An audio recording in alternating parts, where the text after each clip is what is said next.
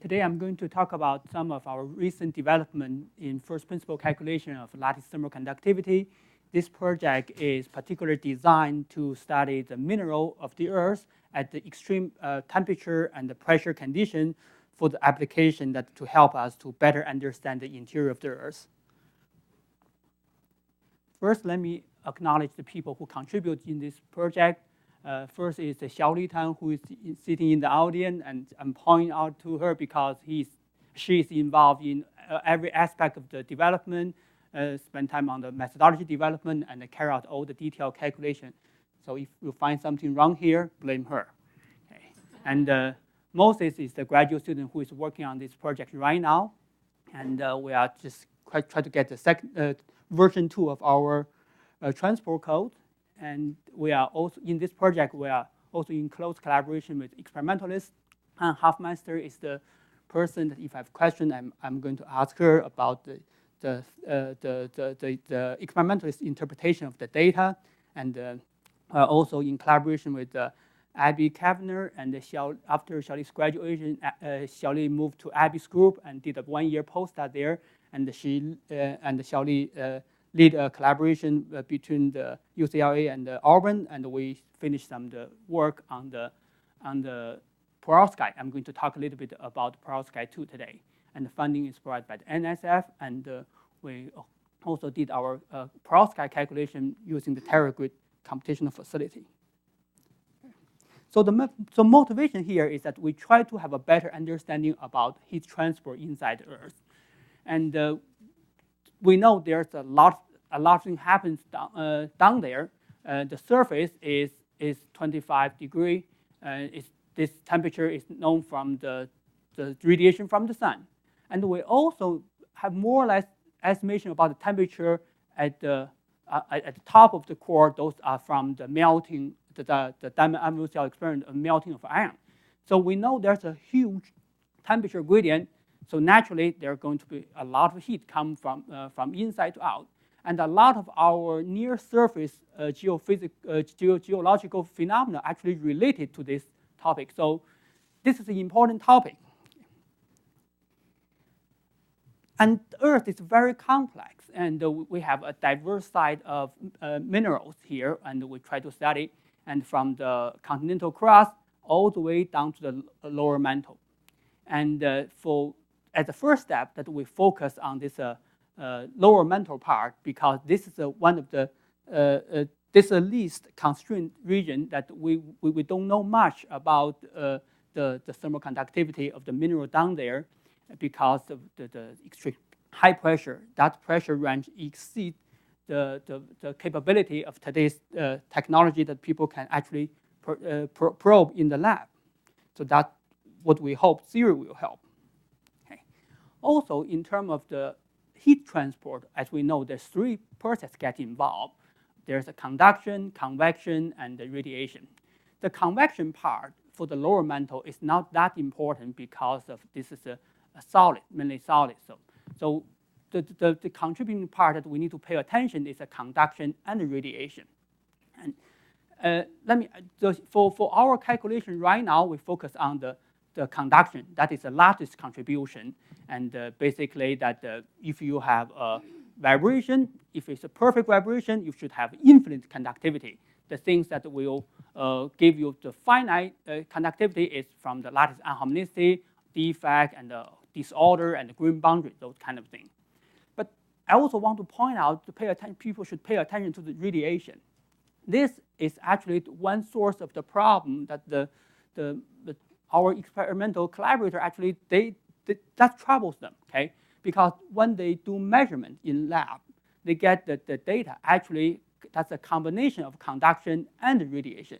So in a way, they have to properly to get rid of the correction for the radiation. Okay? And inside the Earth, and there's also contribution of the radiation part. So they have this effective diffusive green-to-green radiation transport. Okay? However, that radiation is different from what people got from the lab, because in the lab, because the sample size is ballistic. So in a way that you have to make a correction for your lab measurement to get rid of that one. And when you model the interior of the Earth, you have to put it back in the contribution from the green to green, this diffusive transport. So there actually a lot of research work in this area, and there's some debate about the effect of the spin transition, and also the importance of how to correctly correct this ballistic radiation transport. And Hofmeister have done a lot of work, and I recommend everybody who is interested in this topic should read her work. Okay. So what we are trying to do is to develop a theoretical model which end up at the microscopic level. Okay. So we are not interested to do this empirical kind of like feeding procedure. We want to calculate this one, make something that we can actually make a prediction. Because this is a workshop on the infrastructure of computational mineral physics, so I'm going to talk a little bit about more detail than I usually do about the method we use. First, I would like to mention what are available. Actually, doing the thermal transport for the mineral physics is relatively new, but material science people, solid state physics people have done this one for many years, and there are actually just more than one choices. There's actually a lot of choices for people to choose. I basically put them into two categories. One I call the real space approach. The other one I call the reciprocal space approach. In the real space approach, basically the idea here is that we kind of like think about in terms of atoms, atom moves. So there are actually two different types. One is the so-called non-equilibrium molecular dynamics simulation. There, the focus here is you calculate heat current. So you create you simulate a gradient, a temperature gradient, and as a consequence, you're going to generate a heat current, and the proportionality there gave you the transport coefficient. In this case, it's the thermal conductivity. This seems to have least assumption. This is kind of a simulate exactly what happens in nature. So from the approximation point of view, it contains least assumption. But I'm going to, but this one in practice, it's very challenging to do this one. I'm going to talk a little bit about that one in the next slide. This is the non-equilibrium one. And there's another popular choice for the real space approximation. It's called the linear response theory. It's this one called the fluctuation dissipation theorem. Okay. The idea here is that, again, we talk about the heat current in the real space, but this time we do not have a temperature gradient. So we talk about at the equilibrium without temperature gradient, we talk about the fluctuation of the heat current. And from there, we use a statistical theory to generate the transport coefficient. This one is often refers as the Kubo formula. Okay. This is what I refer as the real space. And there's also called the reciprocal space. So in the reciprocal space, basically we think about the solid instead of think about in terms of we think about the thermal excitation of the solid instead of in terms of the vibration of atom, we actually think about as a phonon. Okay. And there we use this Boltzmann transport theory, and we can simplify that one, reduce to the kinetic theory. And the center of this approach is to evaluate this so-called phonon lifetime. Okay. And how to evaluate the phonon lifetime? Actually, there are actually different approaches to do this.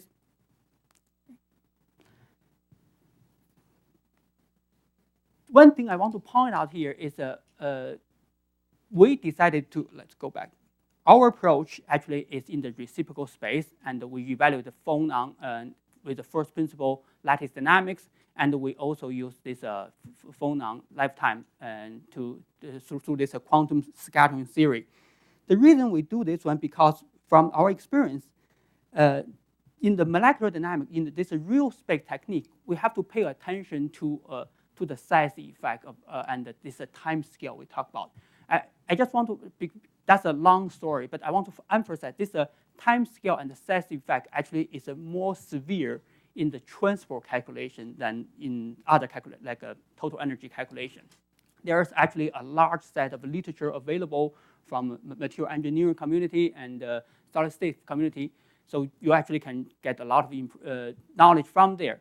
But here, I'm going to just talk about this one based on our own experience.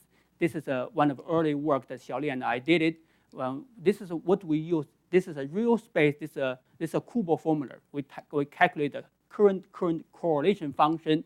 From there, we try to try to understand the thermal conductivity of something really simple, diamond structure silicon. What you can see here, that's the message here, is the correlation function do not decay like a nice exponential function. Actually, there's a lot of detail at the beginning, and there's actually have a very long tails. Okay, because of that, if you pay attention to the time scale we talk about here, we talk about several hundred picosecond. Okay, and each time step is 1 femtosecond. This one gave you the idea how long that you actually need to run the calculation. So if you happen to do calculation this a short time here, you're going to throw away a lot of data, and this is not necessarily converge. And another thing that I want to point out here is the size of the supercell that we use is at the order of thousands, 3,000 atoms. Okay, this is what we find actually in this case. Actually, the result converge. So because of that one, so this calculation is so expensive, we cannot afford to do the first principle calculation. So that's why the calculation we use is actually empirical potential called the Tersal potential. This is suitable for the study of a silicon because this potential has been tested very well with the silicon. And but as we know, for the mineral study, it's become challenging actually to use empirical potential, particularly when we push to the pressure regime that we don't know much about the bonding. So that is one of my concerns, that whenever I kind of see the molecular dynamic simulation, this is something need to be really pay attention. And also here's something new, is that as a comparison of this diamond structure silicon, we actually have calculated the thermal conductivity using the same technology for this class 3 silicon class 3, which have this open cage-like structure with a nano-sized unit cell. And what we see here, actually, there's a lot of surprises. Instead of having just a nice exponential decay, there are actually a lot of oscillation, and we kind of find out this oscillation, there's some origin of this oscillation. So my message here is that for mineral, okay, we have a lot of complex structure, and something that actually applied to the textbook, some textbook theory says, okay, you should have exponential decay.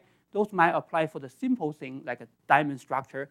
They may or may not apply to this complex structure that we actually see quite often in the mineral physics. Okay. So that's the motivation for us actually to use this phonon transport theory. And to do this one, we implement with the first principle theory. So there we have to calculate the group velocity. So we do the first principle phonon calculation. We get the second order force constant matrix. We can get this information and the heat capacity. The most computational intensive part is to get the phonon lifetime correct. Okay.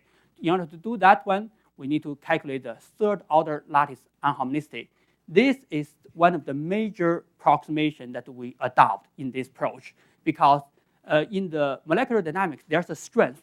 There's an advantage doing molecular dynamics is that you don't do truncation. You count every anharmonicity.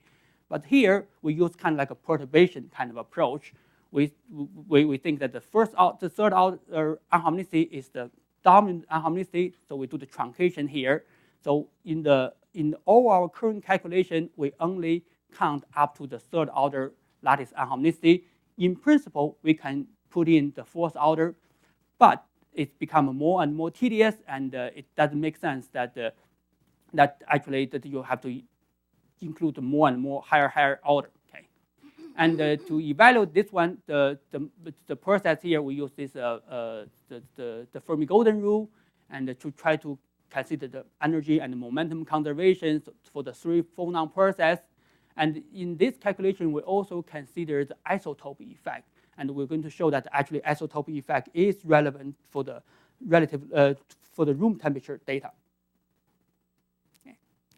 So there's some more detail that Jonathan asked is how expensive is the calculation? Well, it depends on which material system